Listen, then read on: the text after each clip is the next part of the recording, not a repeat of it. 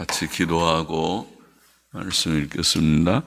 하나님 아버지 감사합니다. 주일 월요일 새벽 저희들을 하나님의 은혜로 부르시고 함께 모여 하나님을 섬길 수 있는 복을 주신 것을 감사하며, 하나님 또 우리 여기에 모인 우리뿐 아니라 온라인으로 함께 예배단 쌓기를 원하는 자들도 주님께서 사랑하시고 받으시기를 원하오며, 아버지여 모든 교우들, 주의 교회에 속한 모든 심령들에게 주님 은혜를 주셔서 늘 말씀과 기도로 살게 하시고 주님과 교통하며 동행하며 살아가게 하옵소서. 주의 음성을 사모하며 또 우리의 중심을 감사함으로 아뢰게 하여 주옵소서.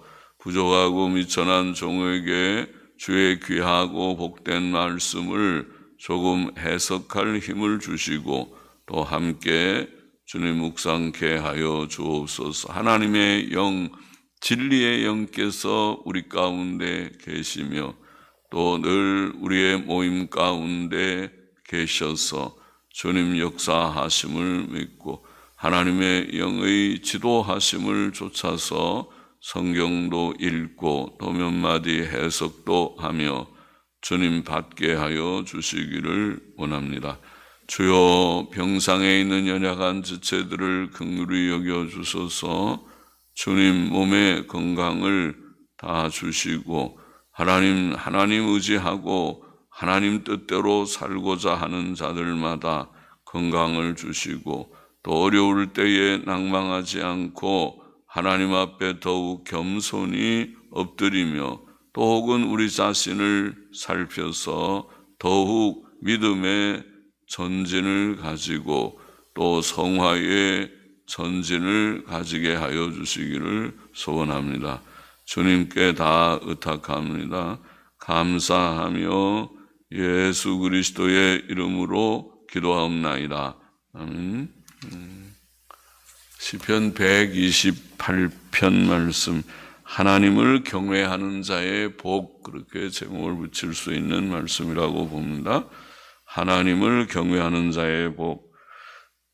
성전에 올라가는 노래 표제어 계속해서 그렇게 되어 있습니다.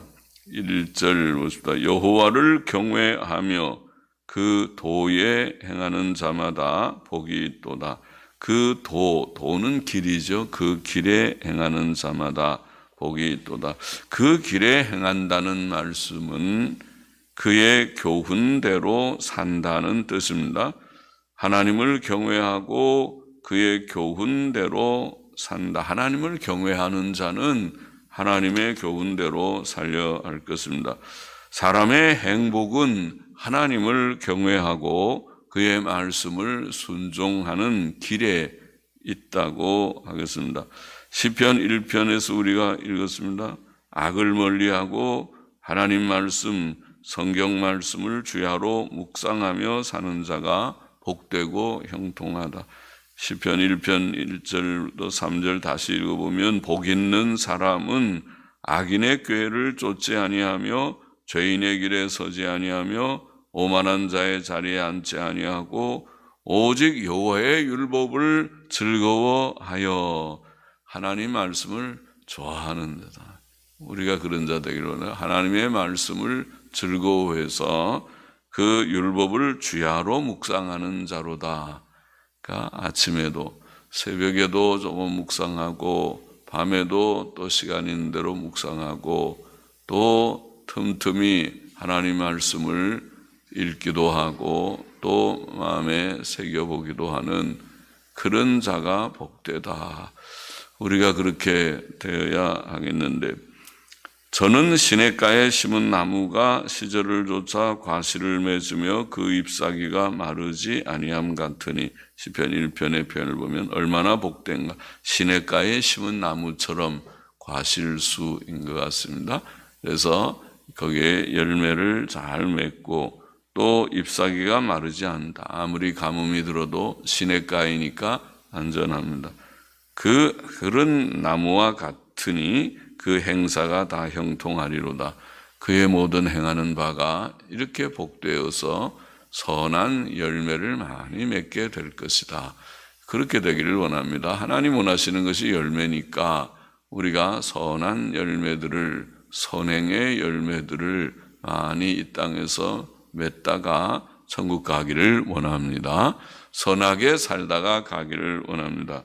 시편 119편 1절에서도 우리가 읽은 바대로 행위 완전하여 여호와의 법에 행하는 자가, 행위 완전하여 하나님의 법을 따라서 잘 사는 자가 완전인데 행위 완전을 말해서 그것이 성화죠. 성숙함, 흠과 점이 가히 없는, 절대적 완전은 없을지라도 그래도 흠과 점이 없는 양심의 거리낌이, 자기 양심에 늘 거리껴서 넌 왜 그렇게 했어? 왜 그렇게 했어? 그렇게 하면 안 되는데, 이런 양심의 자책을 가지면 아직도 좀 부족이 많은 것이고, 그런 양심의 거리낌이 없는 정도로 우리가 조금 성숙해지기를, 다 그렇게 되기를 원합니다. 그렇게 하는 자가 복이 있다고 시편 119편 1절에서도 말씀한 바가 있습니다. 하나님을 경외하고 그의 계명을 지키는 것이 인생의 본분이라고 전도서에는 결론으로 말씀했었는데 옳습니다. 그렇게 사는 자가 복되다. 하나님 경외하고 그 도에 행하는 자, 그 길에 행하는 자마다 복이 있도다. 2절 보십시다. 내가 내 손이 수고한 대로 먹을 것이라. 내가 복되고 형통하리로다. 자, 이것은 물질의 복을 가리킨 것 같죠. 수고한 대로 먹을 것이다. 물질적인 안정, 여유, 또 형통을 말한다고 보입니다. 물질의 복은 게으름에서 오지는 않습니다. 물질의 복은 부지런한 수고와 함께 온다고 하겠습니다. 내 손이 수고한 대로 먹을 것이라. 사람이 자기가 수고한 대로 노력한 만큼 그 대가를 얻는 것이 복이다. 수고 안 하고 복을 얻으려고 하는 것은 옳지 않고, 수고를 해도 복이 되지 않는 수가 많이 있습니다. 자기는 열심히 수고했는데 얻은 것 같은데 앞으로는 수입이 됐는데 밑빠진 독처럼 수입이 되긴 했는데 자꾸 그것이 어디 빠져나가서 나중에 보니까 저축되는 것도 없고 내게 유익한 일이 없고 빚만 계속 지고 그렇게 할 수도 있죠. 빚 지지 않는 게 제일 좋아요. 사람이 사는 동안에 가급적이면 빚을 지지 않도록 하는 것이 좋습니다. 빚을 지는 것은 좋지 않습니다. 그러면은 그 빚을 언젠가는 갚아야 되는데 그것은 복이 아닙니다. 잠언 10장 4절에 보면 손을 게으르게 놀리는 자는 가난하게 되고, 부지런해야 된다. 손을 게으르게 놀리는 자는 가난하게 되고 손이 부지런한 자는 부하게 되느니라. 그러니까 물질의 복을 하나님이 주시지만 부지런한 근면과 더불어 주시는 것이다. 근면은 기본이다. 근면해야 된다. 잠언 21장 5절에도 부지런한 자의 경영은 풍부함에 이를 것이나 조급한 자는 궁핍함에 이를 따름이니라. 우리가 그래서 부지런한 자가 되어야 된다고, 무슨 일인지 그 어떤 일을 맡겨놓으면 그 일이 자기의 직무를 잘 이해하고 그 일을 열심히 하는 그 자가 훌륭한 자입니다. 훌륭한 자입니다. 그것이 좋은 인격자입니다. 그래야 되지. 이 사회에는 각각 분야에 다 일하는 사람들이 많고 사람들의 취미와 특기가 다 다른데 그 자신의 취미, 자신의 특기, 자신의 전공, 자신이 하고 싶은 그런 분야의 일, 자기에게 주어진 현실에서 충실하고 부지런한 것이 좋습니다. 주부는 주부의 일도 열심히 하는 것이 좋습니다. 누가 해주겠습니까? 그런 일들을 부지런히 하는 자들이 되어야 하겠습니다. 하나님을 경외하는 자는 이처럼 세상 일에도 부지런하다, 게으르지 않는다. 게으름은 죄악입니다. 학생들은 공부하는 일에 부지런해야 되고, 직업을 가진 사람들은 그 직장에서 부지런 사업을 하든지 직장의 일을 하든지 맡겨진 일을 부지런히 해서 다 주위 사람들이 혹은 윗사람들이 볼 때 저 사람은 참 충실한 사람이야. 일을 맡겨놓으니까 일을 잘하는 것 같아. 일을 잘 해내고 있어. 이렇게 인정을 받는 사람들이 되어야 한다는 것입니다. 전도서는 인생의 허무에 대해서 증거하면서도 이 허무한 세상에서 우리가 수고하면서 물질의 복을 누리는 것에 대해서 말했어요. 허무한 세상이긴 하지만은 하나님께서 물질의 복을 주신다. 전도서의 말씀은 그렇게 그 재미가 있다고 할지, 이 허무한 세상에 모든 게 다 헛된데 무슨 물질의 복인가? 그러지 않고 물질을 전도서 5장 18절 19절을 읽어보면 사람이 하나님의 주신 바 그 일평생에 먹고 마시며 해 아래서 수고하는 모든 수고 중에 낙을 누리는 것이 선하고 아름다움을 내가 보았나니. 다 이게 수고로운 세상이지만은 이 수고로운 삶 중에서 먹고 마시고 또 낙을 누린다 이런 표현을 했어요. 먹는 즐거움, 마시는 즐거움이 있고 거기에서 또 낙을 누리면서 사는 인생을 선하고 아름답다 그렇게 말했고 이것이 그의 분복이로다. 우리가 다 땀 흘려 일하는 세상의 현실 속에 있지만은 그것의 분복이다. 어린 학생들은 열심히 공부해서 남 놀 때 안 놀고 열심히 자기를 절제하며 공부를 했더니 나중에 성적이 좋은 성적이 나고 또 진학에도 다 유익하고 하다면 그때 이제 기쁘죠. 내가 열심히 했는데 좋은 결과가 됐구나. 이번엔 성적이 좀 올라갔구나. 그리고 내가 또 학교에 진학을 잘하게 됐구나. 그런 그 분복이라는 것입니다. 그러나 게으르게 그렇게 노력 안 하고 다른 사람이 다 노력할 때 많이 노력하지 못하면 자연히 떨어지게 되는 것이죠. 이치가. 어떤 사람에 여기 계속 읽어보면 전도서의 말씀 어떤 사람에게든지 하나님이 재물과 부요를 주사 능히 누리게 하시며 분복을 받아 수고함으로 즐거워하게 하신 것은 하나님의 선물이라 이렇게 되어 있습니다. 전도서에는. 그러면 이 허무한 세상, 수고로운 세상에서도 하나님께서 물질의 유효함을 주셔서 누리게 하시는 그런 선물, 하나님의 선물, 하나님이 주시는 복에 대해서 말씀하고 있으니까 그것이 있구나. 우리는 나그네길 같은 인생의 여정에서 수고하고 물질적 소득을 얻어 즐겁게 사는 것이 복입니다. 3절 보십시다. 내 집 내실에 있는 내 아내는 결실한 포도나무 같으며 내 상에 둘린 자식은 어린 감람나무 같으리로다. 여호와를 경외하는 자는 이같이 복을 얻으리로다. 자, 본문은 가정적인 복을 말씀한다고 보입니다. 본문은 아내를 내 집 내실에 있는 내 아내라고 표현합니다. 그것은 바깥 일을 하지 않고 집안일을 하는 아내의 모습이라고 하겠습니다. 또 본문은 아내를 결실한 포도나무 같다고 표현합니다. 그것은 많은 자녀들을 출산하여 기르는 어머니의 모습입니다.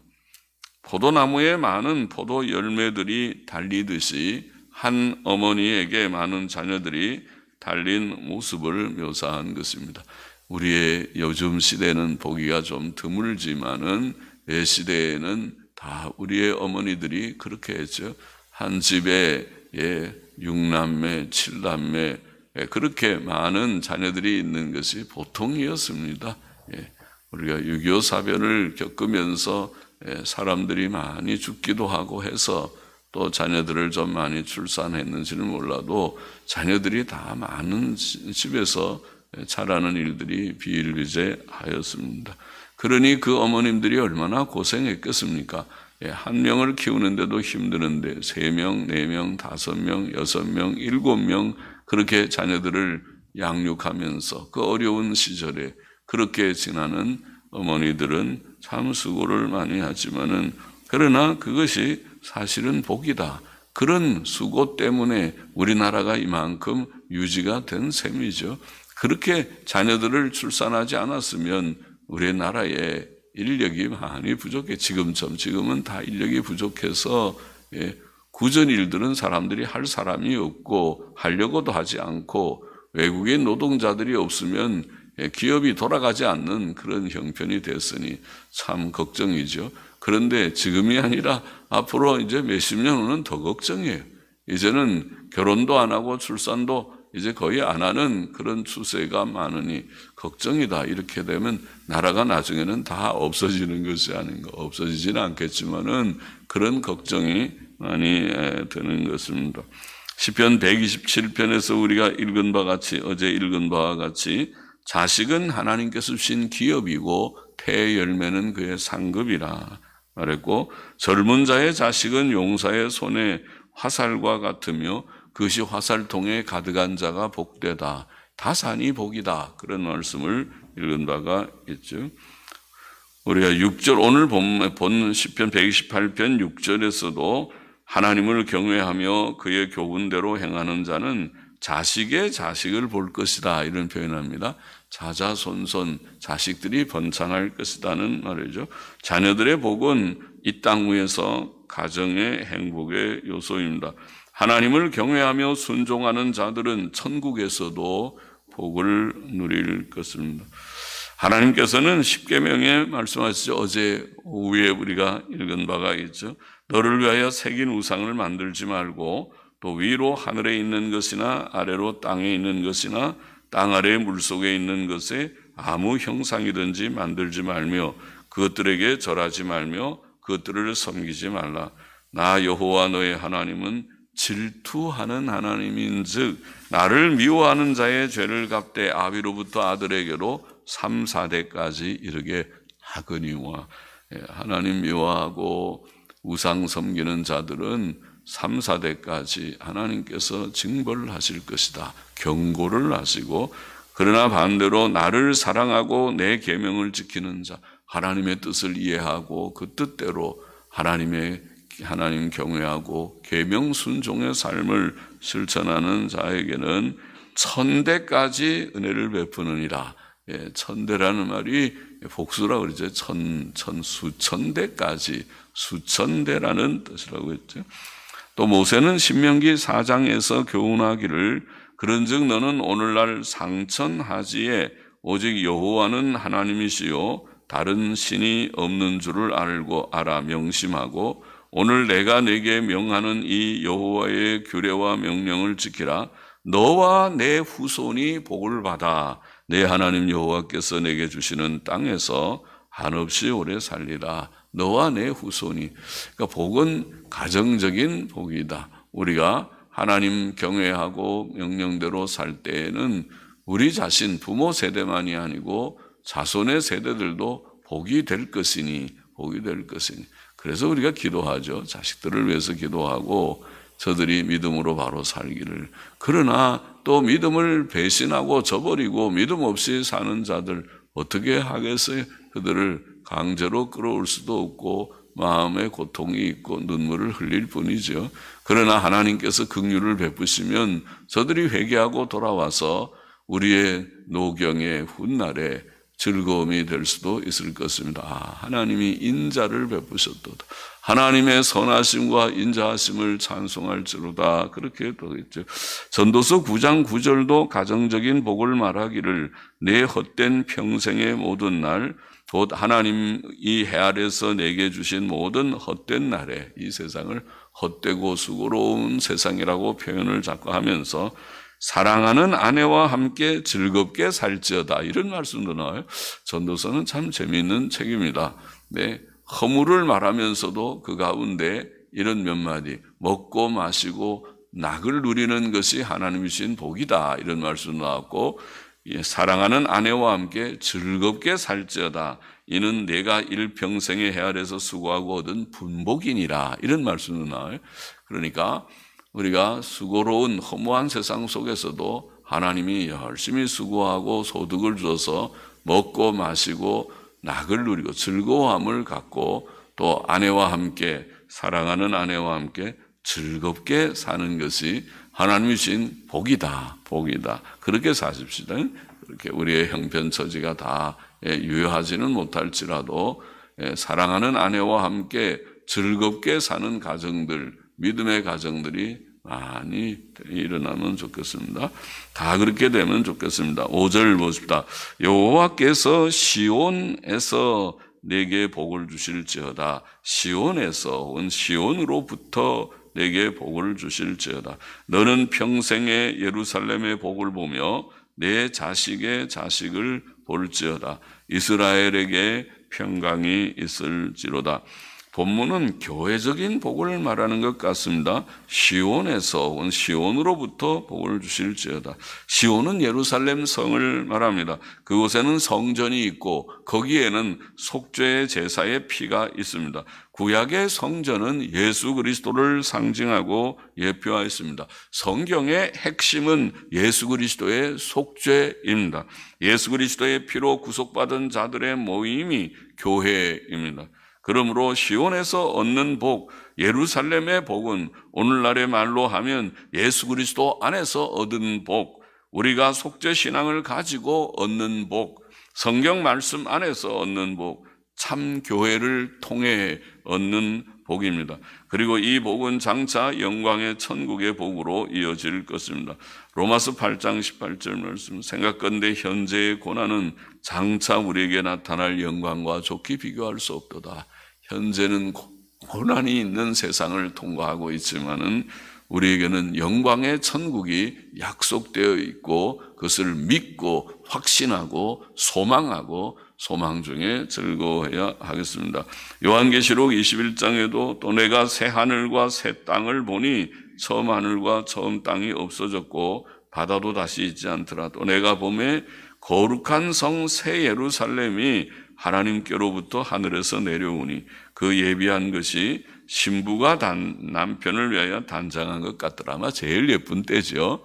결혼식 할 때 신부가 제일 그래도 화장도 좀 잘하고 피부 관리도 좀 하고 해서 제일 예쁘게 단장한 신랑이 볼 때 당신 참 아름다워요. 그렇게 말을 듣고 싶어서 예쁘게 단장을 하고 또 7 대접을 가지고 마지막 7 재앙을 담은 7 천사 중 하나가 나와서 내게 말하여 가로되 이리 오라. 내가 신부 곧 어린 양의 아내를 내게 보이리라 하고 성령으로 나를 데리고 크고 높은 산으로 올라가 하나님께로부터 하늘에서 내려오는 거룩한 성 예루살렘을 보이니 하나님의 영광이 있음에 그 성의 빛이 지극히 귀한 보석 같고 벽옥과 수정같이 막더라.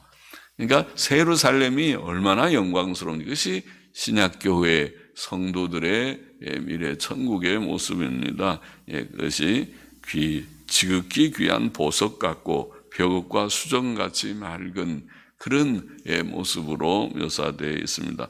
또 본 시편은 128편은 끝으로 하나님을 경외하고 그의 교훈대로 행하는 자의 복을 평안의 복이라 6절에 평안의 복이 평강의 복, 평안의 복이라고 표현합니다. 성경에서 평안은 좋은 말이죠.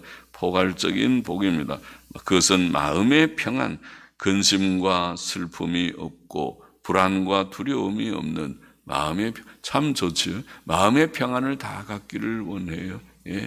그래서 세상 사람들도 그 평안을 위해서 세상에 명상도 하고 요가도 하고 그런 사람들이 마음의 평안을 사모해서 하는데 얼마나 이루는지는 몰라도 예수님 믿는 사람은 하나님께서 주시는 평안을 소유한다. 하나님의 평안, 내가 주는 평안은 세상이 주는 것과 같지 않도다. 주께서 말씀하신 그 평안을 주시고 또 평안은 몸의 건강도 뜻한다 그랬죠. 몸에 연약이나 질병이 있으면 평안치 못하죠. 그러나 하나님께서 우리에게 상당한 건강을 주신다. 또 물질적인 안정도 뜻한다. 가난하거나 궁핍해서 먹거리가 없으면 그것도 평안하지 못할 것입니다. 일용할 양식이 있고 날마다 주님 가르친 기도에서 말씀한 대로 우리에게 일용할 양식을 주소서. 일용할 양식을 주소서. 일용할 양식을 주시는 하나님을 믿습니다. 하나님께서 일용할 양식을 주시고 또 환경적, 사회적 안정도 뜻하는 평안이다. 홍수나 지진 같은 천재지변이 없어야 할 것이고 폭력과 테러, 혁명, 암살, 전쟁 같은 사회적인 재앙이 혼란이 없어야 할 것입니다. 참된 평안은 하나님께서만 주실 수 있다.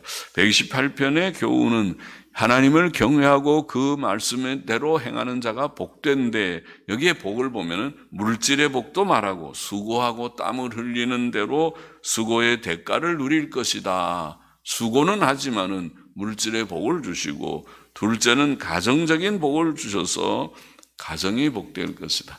현숙한 아내, 복된 자녀들이 가정의 복의 요소죠. 우리의 가족들, 우리의 자녀들이 복되기를 원합니다. 기도를 많이 하십시오.